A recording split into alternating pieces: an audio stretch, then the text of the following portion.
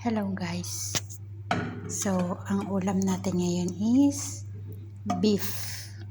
Ayan, beef with mais and repolyo. So, ayan guys, kain po tayo. Sarap, sarap, sarap. Kuha ko ng ng ulam. Hello.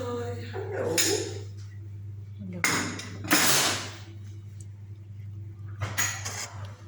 Ayan. Ayan lang yung kanin ko. Konti lang yung kakainin ko guys. And then may mais. Ayan.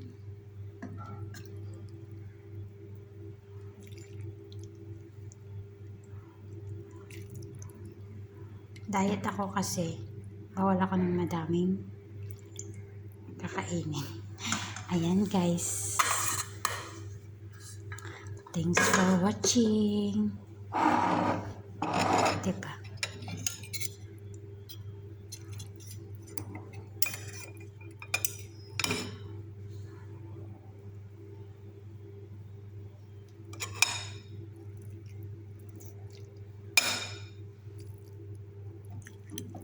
Kain tayo guys. Bye bye.